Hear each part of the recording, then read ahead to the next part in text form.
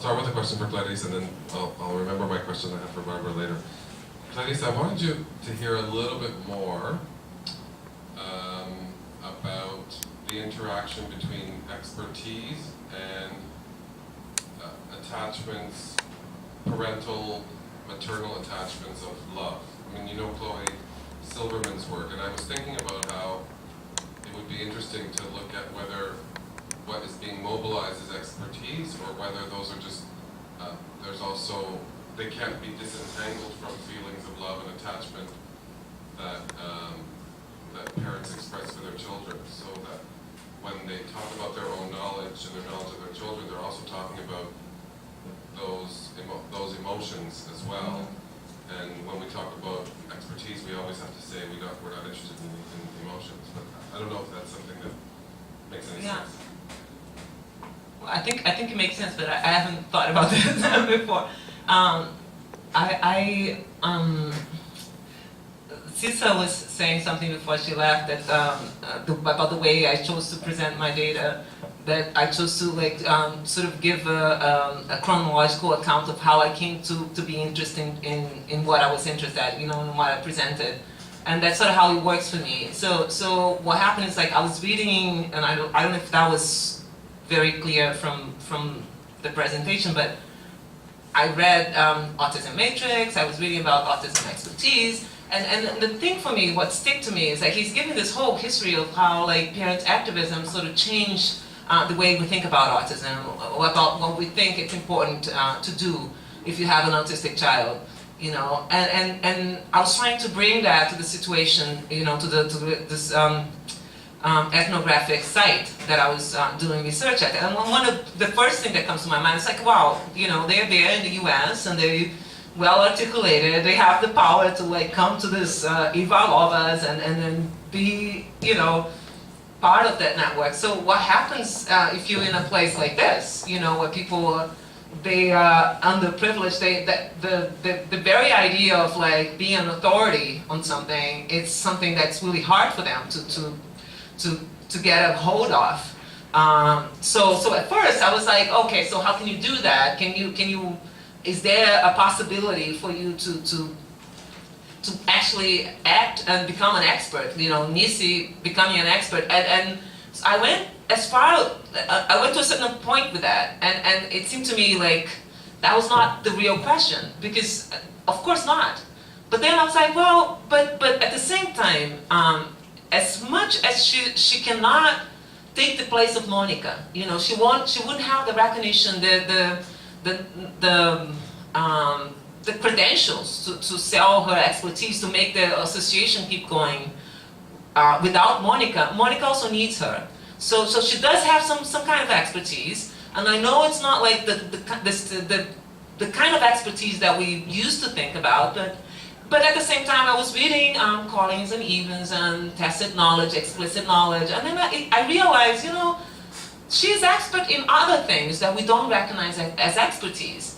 Because he has the thing is, I was also trying not to get so much into all the categories. Collins and Evans, they're nice, but it's ubiquitous expertise, specialist expertise. He has all these divisions, but he does make a really interesting point about explicit and tacit knowledge. There's this other book where he talks specifically about tacit knowledge, and he says, we are used we was very intrigued about tacit knowledge, Dreyfus and everything, but the really amazing thing is that we can make any kind of knowledge explicit, to turn that into something that can travel to another situation.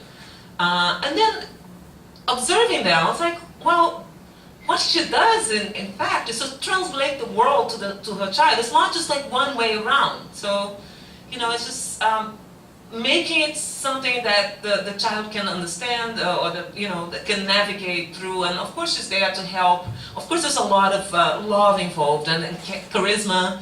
That's the other thing that sort of bothers me about this task sharing thing. I saw this Patel's presentation, and he's we need to reproduce this. There's this parent-led active initiatives in India, and it's so amazing, and they managed to do so much. So let's produce more of this lady. He was talking about a specific initiative there. And I'm how do you do that? So it's charisma. It's not bureaucracy or rationality. It's just more than that. So I was intrigued by this. I'm not saying that you shouldn't try, but my point maybe is that you need both. You need this sort of like more specialized knowledge that gets through Monica, through the internet and everything, but that would be never enough. So you might have like a lot of professionals, and it's not about professionals sharing their knowledge to these people who know nothing. It's about these people being able to draw from this specialized knowledge and adapt and transform to their context. And for them, it's about them learning how to look at the world in a certain way that's informed by specialized knowledge. You know, autistic people do this and that, but it's also informed by their own experience. So you know, to sort of like stop thinking so much about the content of what you know, but about like your style of knowing, of ways of knowing, you know, about how you know things. And I think that definitely brings emotions to the table. I just didn't explore that too much, but you know, having an instinct, oh, at this point this is going on, and so it's about knowing your kid. It's about having a relationship with them. She has a really nice story when I was asking about the difference between tantrums and meltdowns. She's like, one day my kid, he was Paulo Eagle, he was like major meltdown, trying to control the whole thing, and then his aunt, who's visiting, her sister, she passed by and then he stopped what he was doing and he turned to her and said, "Good morning, Aunt So." And she goes like, you know, at that point, it's like, if he can stop to say good morning to her, that means he's not like taken by his autism. It's like, it's this minor thing that sort of changed the whole like understanding of what was going on, you know. So that's the kind of, and I think you need to be attuned to the emotions, your emotions and his emotions and everything, to be able to make this distinction, so. Okay, he's got another question from Barbara, and I also have a say. Please take like 3 questions together, because some way usually Also really interesting, both of you. I mean, I think I said you probably have a couple of books already with all the data that you have. There's a lot. I have a lot of data that I need to go through. You have to have a data party weekend or something. Invite us. I was struck, Barbara, by this quote from somebody who talked about not being crazy. And special child, the sort of the notion of special child does not carry the stigma of madness. And I thought, wow, that's interesting in the context of what we talked about yesterday, and how there seems to be a gulf, a divide, a separation, a bridge, when psychiatric reform, I don't know much about the Brazilian context, obviously, was about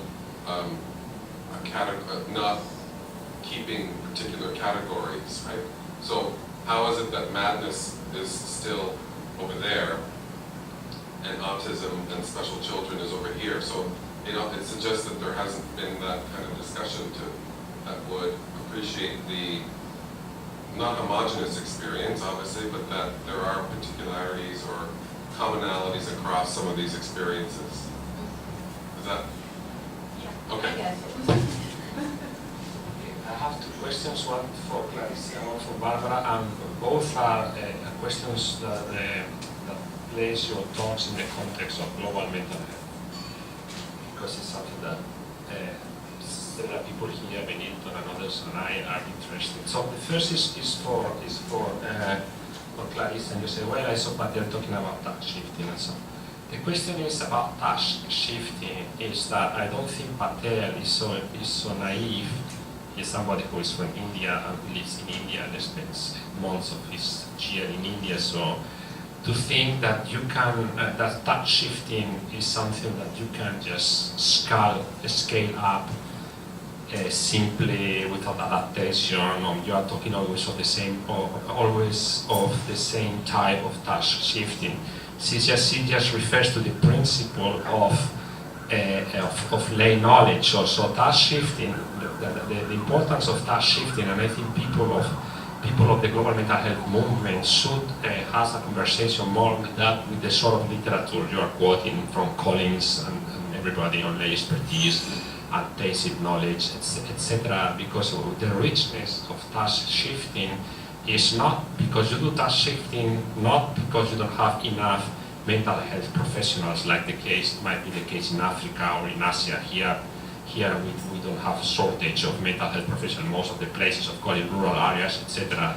Difficulties to get specialist psychiatrists, but psychologists we have lots. We have 300,000 psychologists in Brazil. So the important thing about task shifting is the issue that when you empower people from the community, those people bring their cultural competence, which means they know how to deal with those people, they knew the rules, they knew if they belong to the same religion, they can go to the church, etc. And that is what is important about task shifting. And of course, the Brazilian context is totally the task shifting in Pavuna, in Rio de Janeiro is totally different. Even probably to task shifting in Caxias are much more different than task shifting in India or in Africa. And I think if Vikram Patel were here, he would say, yes, of course, I totally agree. It's the principle of task shifting which is important. And why it's important? Because when we see the new government, the Temer government, who say we should replace the agentes comunitarios en salud, the community mental health workers, which is a beautiful example of task shifting and cultural competence, by nurses, and they are missing the point, because the point is not that we are using these community people because they are cheaper, because we don't have nurses or psychologists, it's because they have a special cultural competence that makes them the appropriate persons to deal with those shifts, with those issues. So that shifting is important, and that shifting is the principle of empowering lay people with some sort of knowledge. So, and I think with global mental health, God is the principle of doing that as an important thing to deliver mental health interventions or whatever. It doesn't matter that in one place can be pharmacological interventions, in other just advices, in other some form of brief therapies or so.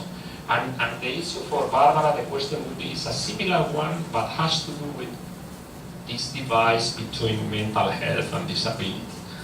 I think it's placed the same issue, because Barbara, of course, when you go on the ground, things are nuanced, always, everywhere, in China, in India, in Brazil, but that doesn't mean that the other pole should be ignored. Because if the other pole is ignored, you couldn't have any national health policies, you couldn't have interventions. And I think that, again, and that is starting a fruitful dialogue now in the global mental health field between global mental health people, more epidemiologically and policy-oriented people, and anthropologists. Because for me, the richness could be the dialogue, not to say one or the other, is how can we incorporate ethnographic knowledge in policy making? How can, and the other way around, so not to fall in one of those dichotomies, because, I mean, it's very easy to say, because the point of view of the ethnography is the point of view of the clinic.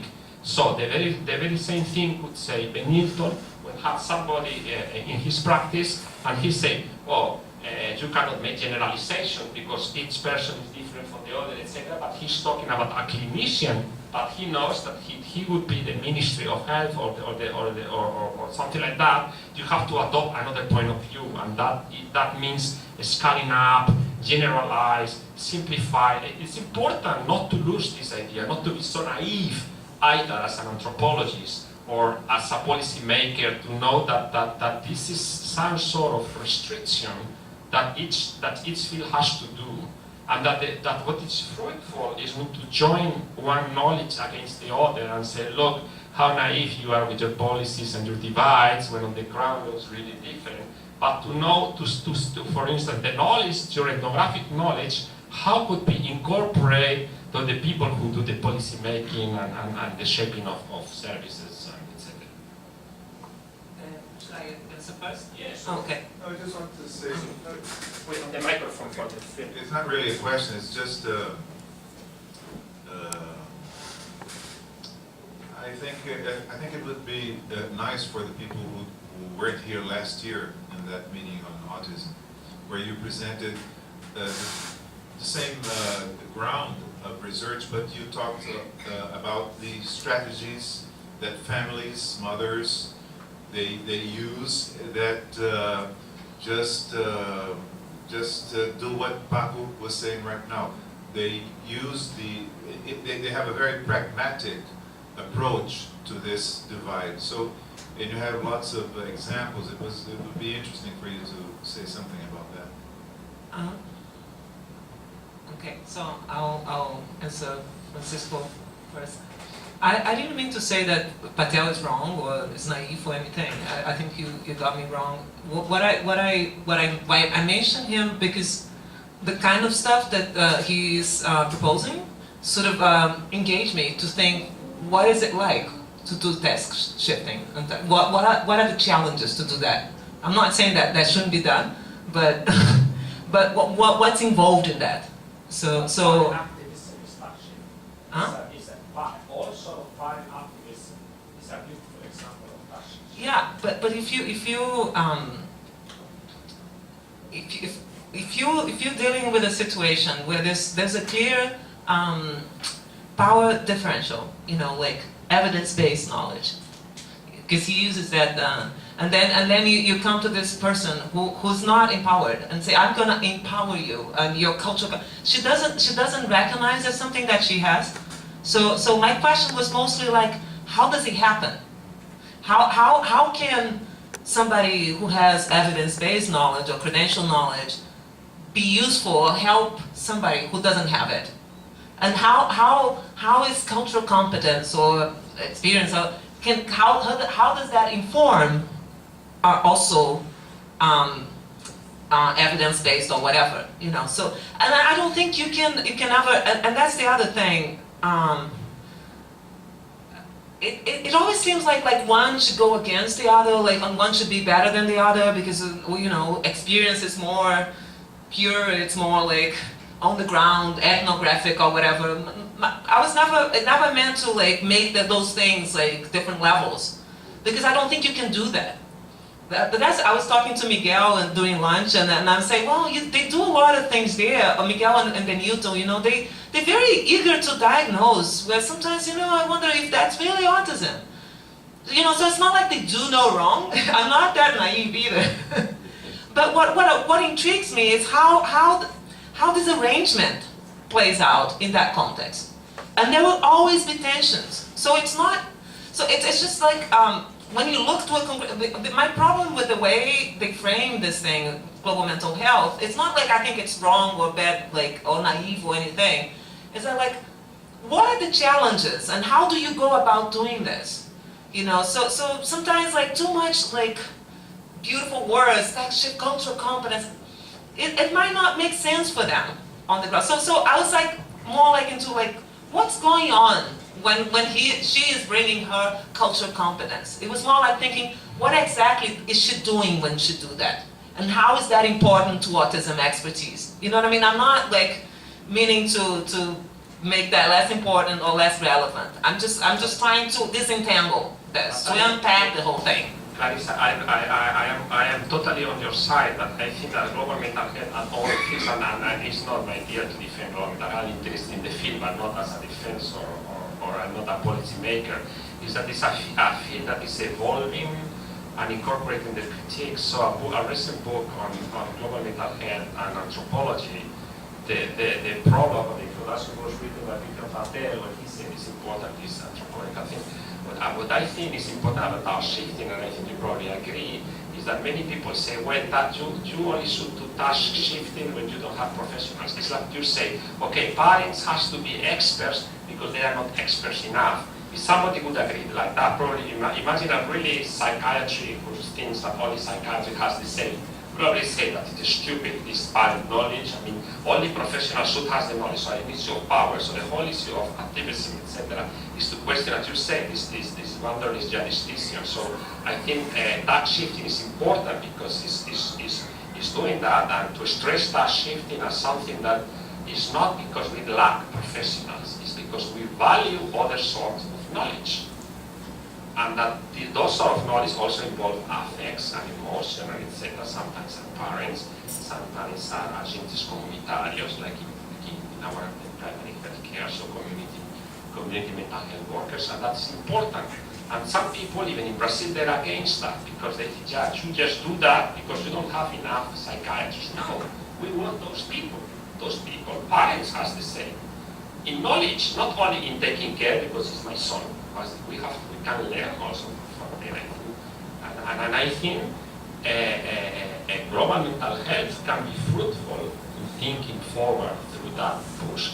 And I also agree that it's not only to become, when you talk about traditional healers, it's not that you empower a traditional healer with some mental health competency, in the sense, now I'm going to teach you how to do brief psychotherapy. That would be wrong. The good idea could be to work together with traditional healers to incorporate also their knowledge, and not to suppose that our knowledge is better than theirs and we are just using them as a way to get to the community. That would be a very wrong way of working with healers, and a very wrong way to working with families as well in the case of autism. Yeah, but my point is, like, these families, they want specialized treatment. And when somebody says, I'll send you a agente comunitário or something else, they go like, you're giving us less than we deserve. We want first class. You know what I mean? Like, it's them. They are saying we need that. So my point is, like, how do you make these families use that evidence-based or recognized specialized treatment not as something that denies their own knowledge, but as something that's there, that's helpful, but not enough. And that the families recognize they need more than that to be an expert. That's my point. It's like, to be an expert, they're better expert. The father who gets there, they go through internet stuff. I read all these things, and then my child, I don't think that person's an expert. It doesn't. It's not enough to know all these things, to know about all the treatments, and there's more.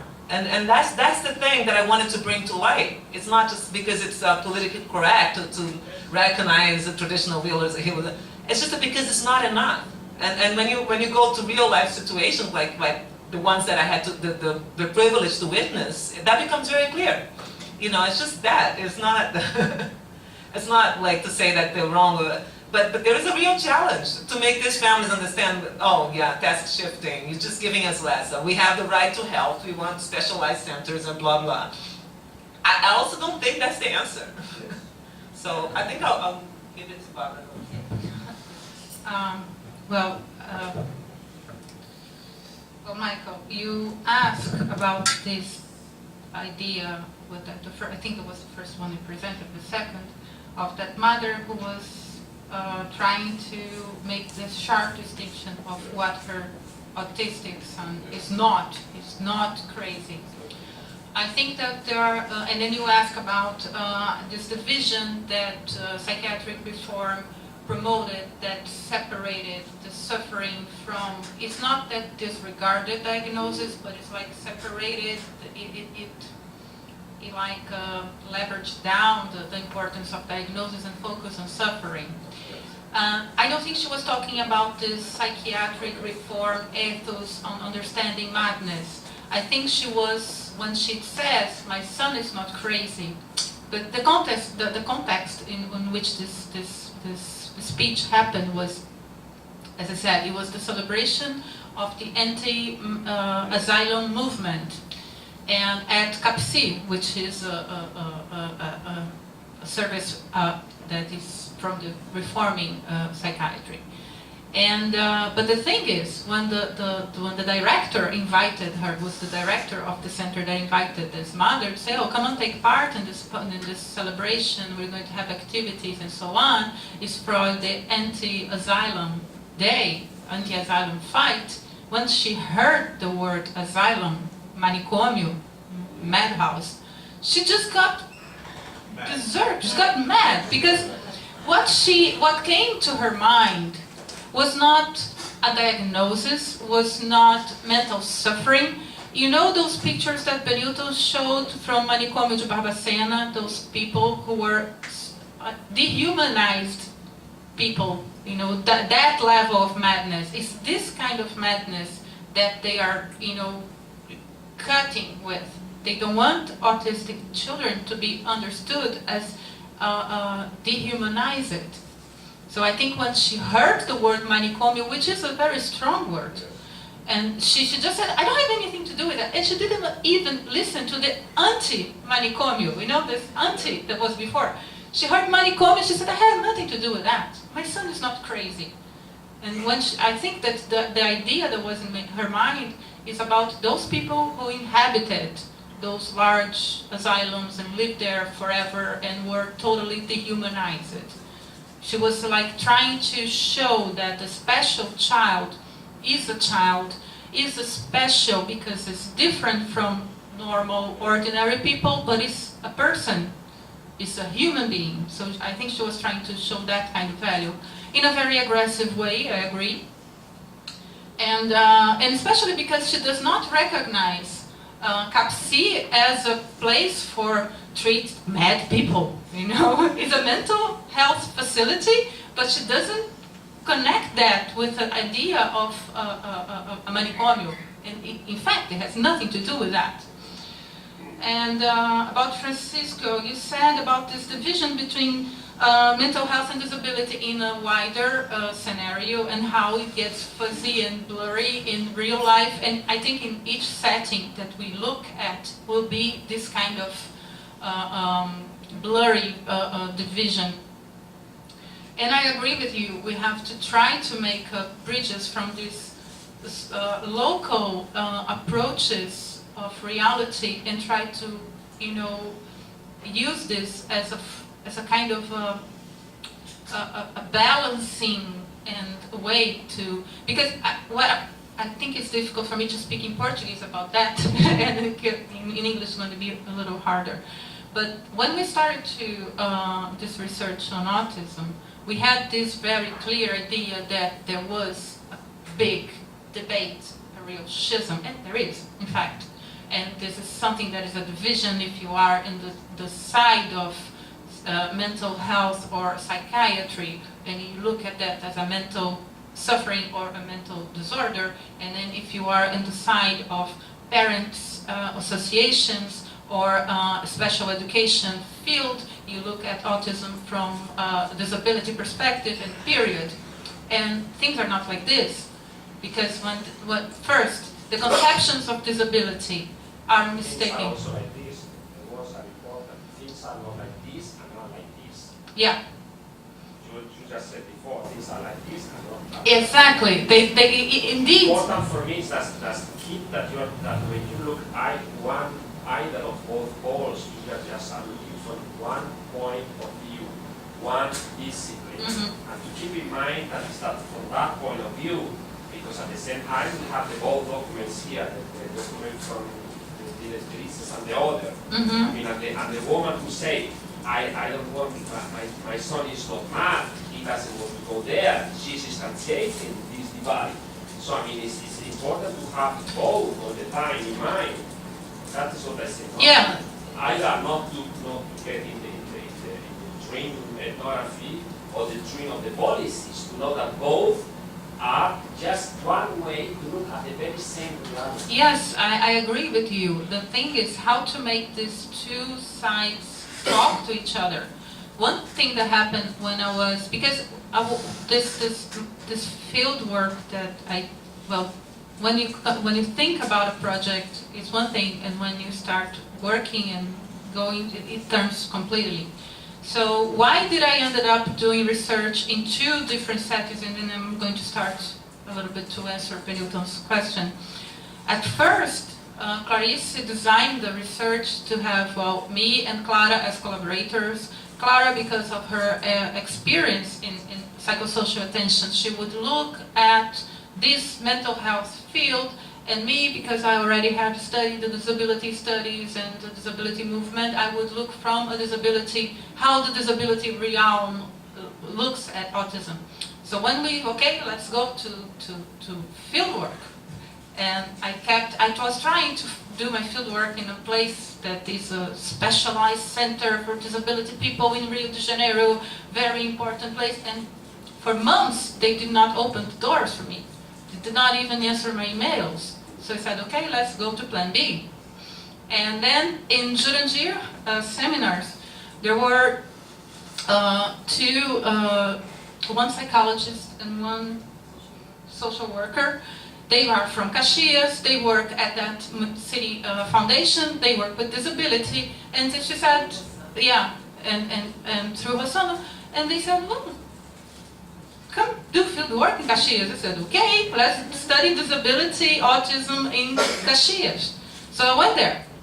And in the first weeks that I was going there, I was driving myself there. And of course I got lost, it was complicated, there was bad traffic and so on. And one day I said, oh, come on, I'm gonna take the train. So I took the train. But I have a serious problem with orientation. So if I turn left and right, and then I got lost. So that's what happened. I got out of the train in the wrong place. And instead of going right, I went left. And I got lost, and yeah, that's how I started my fieldwork. I got lost. And then I just passed through a place, there was something with specialized center for people with disabilities. I said, wow, there's a specialized center for people with disability in Caxias, I did not know that. So I went there and I asked, oh, you guys, do you have a treatment for autism? Well, we don't, but because CAPC had an incident, their patients are here now. I said, oh. Okay, so you are a specialized center for people with disability. Autism is a disability, but you guys don't treat disability. But because CAPC had a problem, their patients are being attended here. I said, wow. When I learned the problem was a fire that destroyed the house, it was a really traumatic event for everybody there. And they were just trying to recover themselves structurally and psychologically. And they, in this disability specialized center that I just got lost and found it, they were trying to restart the work. So I think that was the first big lesson from fieldwork to me, that disability, autism as a disability is not exactly something so strict, because here there's a specialized center, they don't see the autistic people, they are all in mental health facility, but when the facility is not working, they just transfer patients to be attended there. Anyway, so I just started to...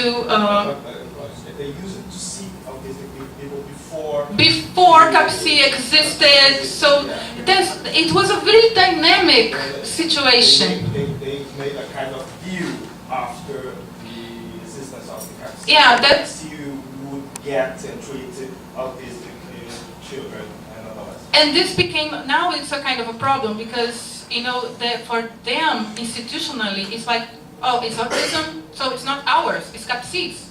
So how come it's not yours? These children, they have, they need neurological assistance or some kind of speech therapy, why not? So there's a kind of a tension now between these two places. But this is not the place where I did my fieldwork, but that's how I found CAPC in the territory. So it changed my research from a disability perspective on autism in industrial city nearby Rio to a territorial approach to autism from two different services. That was a bit about the question from... So I think, yes, we have to try to make how to scale up this kind of knowledge and how to, smooth a little bit this national, sharp idea that one thing is here and the other thing is there. And Benilton mentioned the presentation we did at last year's event, seminar, workshop that Clarice was organizing. What I presented there was the same field work, the same two institutions, almost the same. It was the same kid, no, not the same kid, but anyway, I took a case because what I understood is that although CAPC and Fundec are really close to each other, they are on the same street, they were unaware of what each one were doing, and that surprises me. So, wow, they have been there for a few years and they don't know what each other are doing, and they say they are doing territorial approach. So what? It's the same territory, but it's not the same territory. And then when I started to stay in those places and relate to people and talk to them and explain what was the research, and they said, oh, wow, CAPC does that? Really? Oh, okay, I'm going to send some people over there. And, oh, really, Fundec, they do have this kind of activity. Oh, good, this is going to be a good partner. So they start to know from each other, from a little bit from my perspective, And later I realized that there were families, because although the services did not know much about each other, the families could, they were using the services.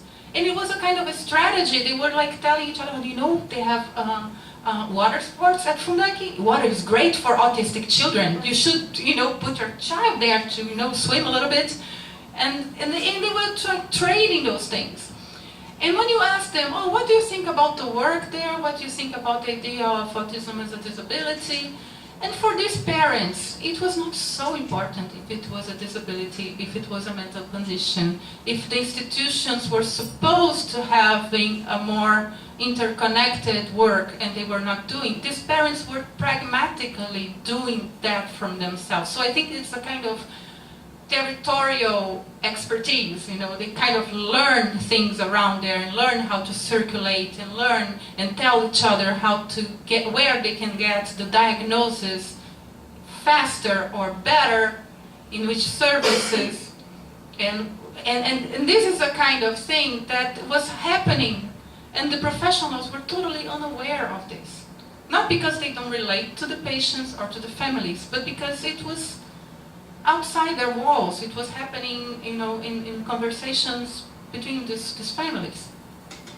And so when I asked a patient, a mother, about this idea that there are families, parents' organizations that don't want children to be assisted at CAPC, and she said, no, that's insane, because at CAPC, they fix one thing, and at Fundec they fix another thing. So, makes no sense. For me, my son needs both sides. I think it's stupid to, stop having autism in psychosocial network assistance.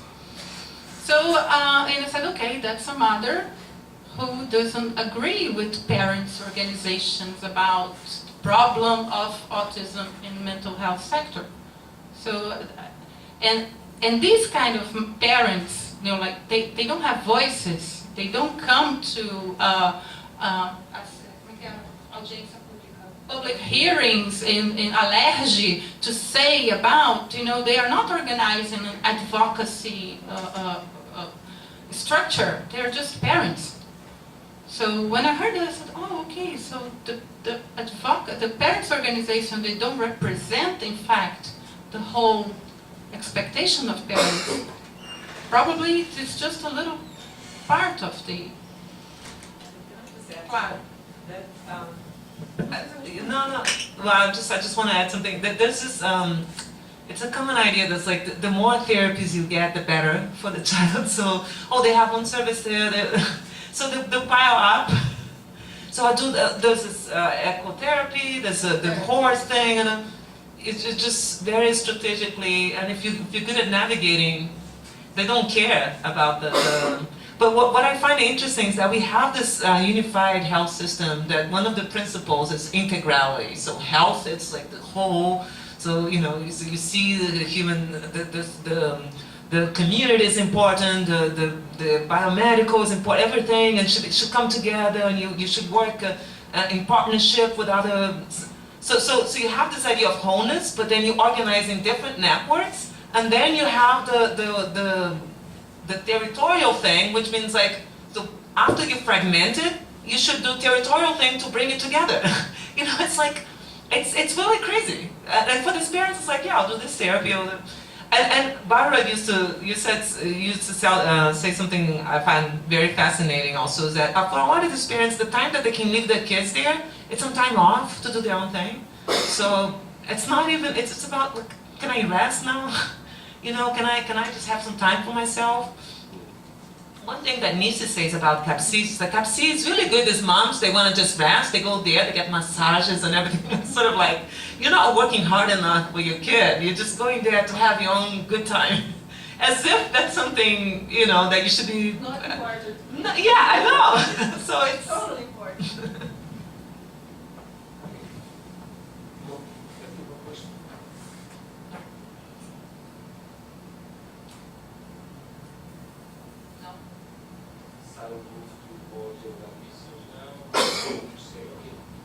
Questions to Dana about the decision.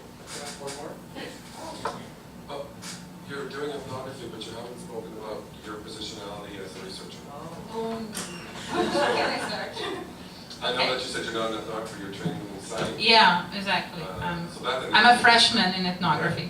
So I'm just curious to hear about that. Well, so since I'm not an anthropologist, just give me some credit for what I'm going to say here from a non-anthropology perspective. As I said in the presentation, I did some observant participation, and I think it was not half-half. I think I participated much more than I observed. And I was telling Lindsay, I guess, she asked me about my field work, and I said it was a long field work. It was 1.5 years, going there every week, twice a week, sometimes 3 times a week. I've been to birthday parties, I've been to meetings, treatments, I helped kids use the bathroom, I cried with mothers, I was there, I interviewed people. So for me, it was a really engaged perspective and quite natural. I just arrived there and I started to follow the activities, and when I saw I was inside the activities. And I just had to make a very progressive getting to get out of this place too. I'm not going there anymore. I'm just moving around data now. So for me, it was a very effective perspective. A very I can say that I had contact with people in a very personal interaction. And so this helped me from one side because it turned to a moment that was quite normal to me to be there. And maybe I was the only person who was white, who was, in some situations, I was the only white person. I was the only person who had access to a university and certain more formal knowledge. I participated in parties where there were a lot of autistic children playing in their own way together, each one doing their own stuff. And that was okay. I could not look anymore as an odd thing, so it became really something that was part of my interaction to them in a very naturalized way. And then I just withdraw myself. So for me, it was a very personal perspective. And it helped me a lot to understand how these parents navigate, because, as I said, I used to take the train to go there, but I take the train and go there. And I could imagine how it was for a mother with a teenager, nonverbal, to get the train, to come to Rio to do a consultation with an expert at university hospital. The noise, the difficulty, and this just put me in their skins. That's, I don't know if I answered you. Okay, so that gets into my own self-analyzing in front of psychoanalysts, but it all started with my mom. It actually did. She's to blame. She's to blame, which is also to praise.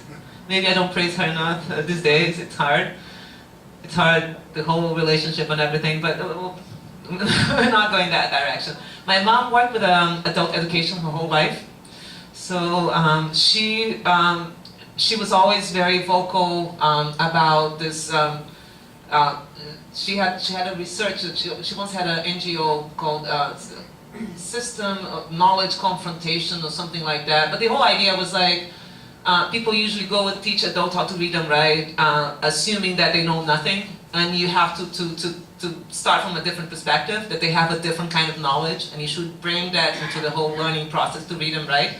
So I grew up with this very attuned, and I was very attuned. I just wrote here maybe I don't know if it's a good enough expression, but the politics of epistemic authority. Because she was always very aware of the fact, you're the professor, you have the knowledge, and she was always very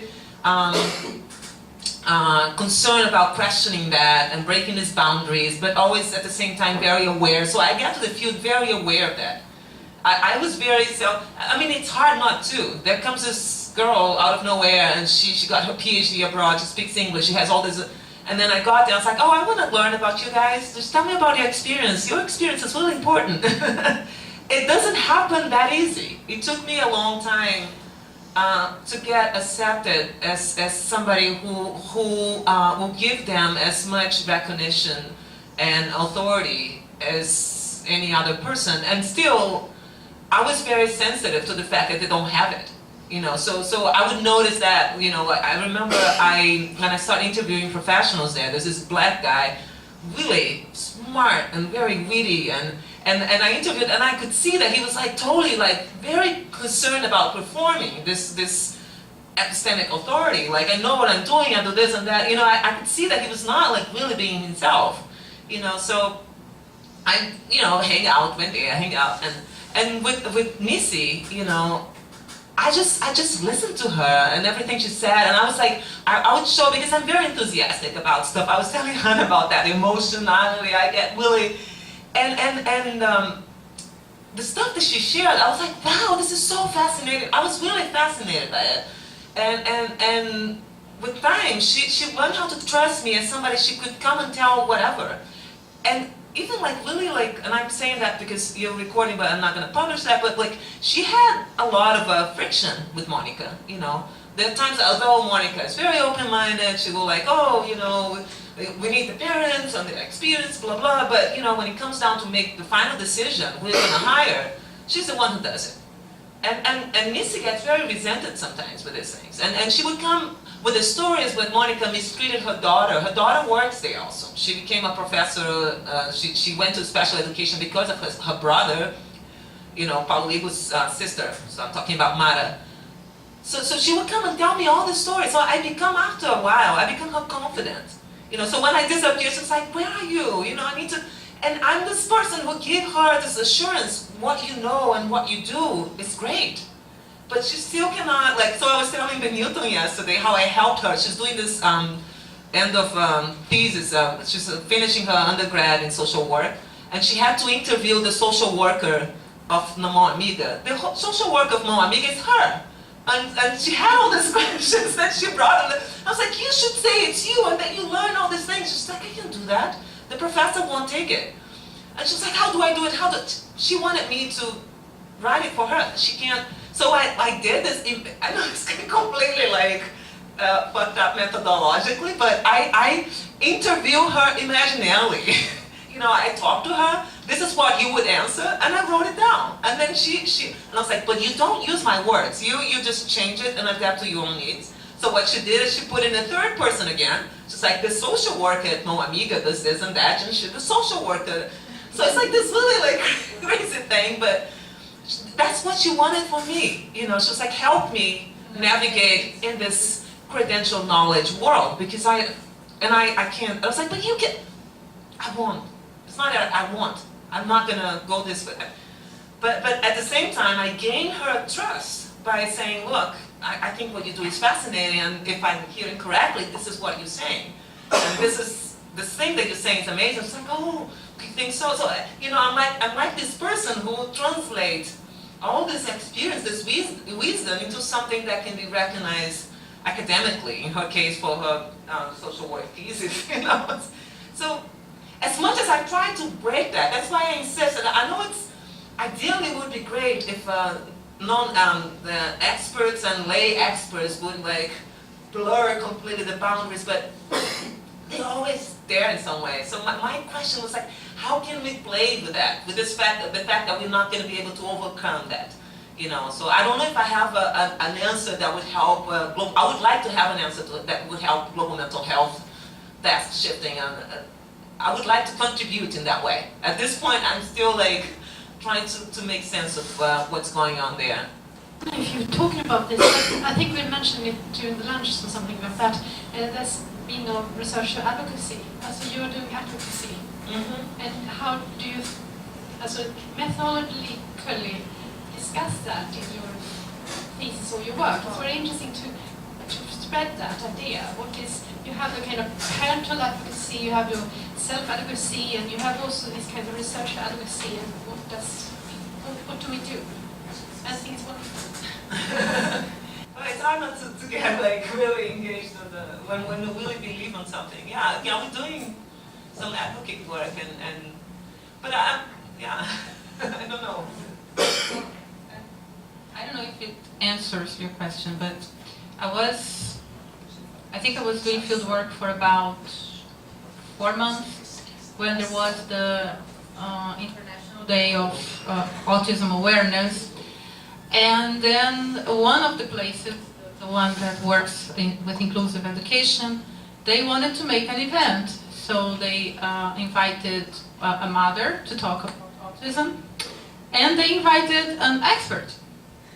You know, because, oh, come on, you're a PhD student, you study autism, you're an expert, go ahead and talk to us. And I was like, how can I do that? I'm a researcher.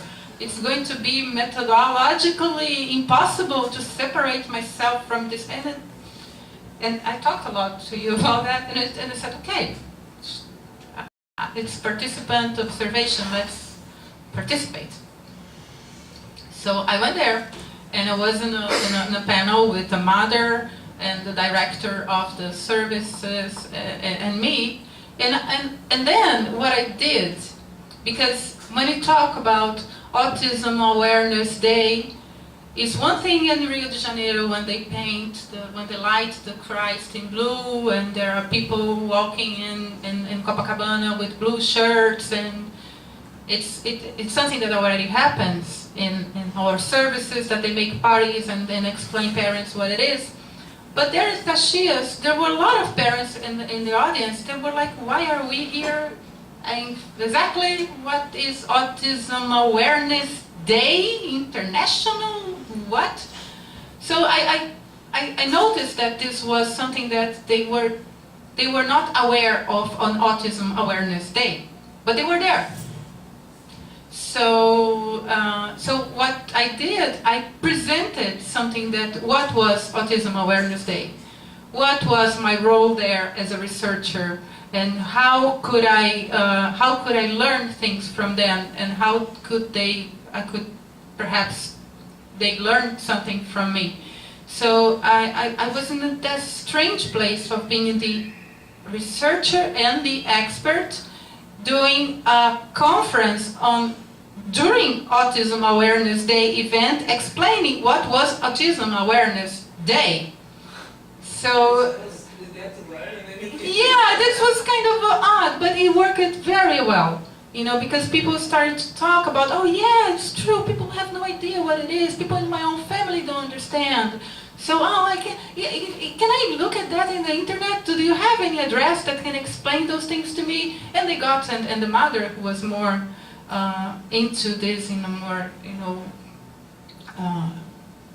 strong way, she had those flyers explaining things, so it becomes something that was quite participative. But I'm still not sure if I was doing advocacy or research at that moment. I still have this doubt, and I don't know how I'm going to put that in my thesis, because that's going to be a kind of a problem, because something that you have to explain is either one thing or another. And I'm not a person I don't identify myself in the spectrum, so I cannot even escape to, it's self-advocacy. No, it's not. So I'm not in the spectrum, I am a researcher, but I was doing advocacy. I don't know how to answer in a close way, I just can tell you what I passed through. Okay, so it's okay, everybody. Thank you very much for this.